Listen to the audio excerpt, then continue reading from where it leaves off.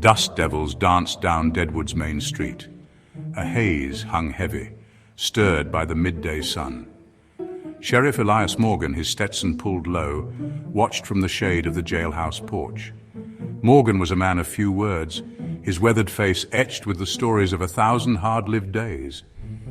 He'd brought a semblance of order to Deadwood, a town where lawlessness simmered just below the surface. A cloud of dust announced a lone rider approaching from the south. Morgan squinted, his hand instinctively resting on the butt of his Colt peacemaker. Deadwood attracted all sorts, and the lawman in him was always wary. The rider, a tall, lean figure, steered his black stallion with an easy confidence. He wore a trail-dusted duster that concealed his build. A wide-brimmed hat shadowed his face, revealing only the glint of hard, blue eyes.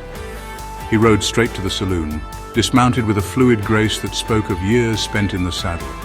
The stranger, radiating a quiet intensity, tied his horse to the hitching rail, the only sound the jingle of his spurs.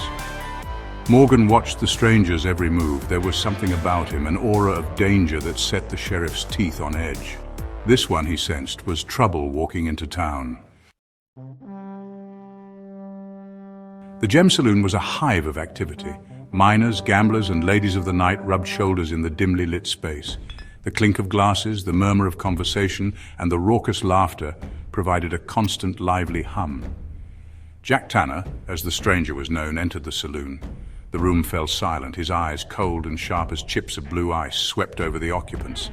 The tension in the air was as thick as the cigar smoke. Morgan, entering moments later, could feel the change in the atmosphere.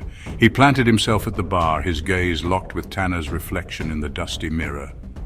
Neither man looked away, their silence speaking volumes in the suddenly tense room.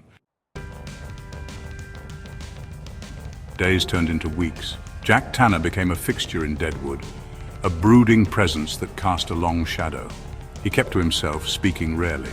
His past, shrouded in mystery, was a source of endless speculation. Whispers followed him like tumbleweeds in the wind. Some said he was a gunfighter, others a Pinkerton man. Whatever his business in Deadwood, it was clear he wasn't there to pan for gold. One thing was certain. The tension between Tanner and Sheriff Morgan hadn't eased. It hung in the air like the smoke from a dying fire, a stark reminder that in Deadwood, peace was a fragile thing, easily shattered.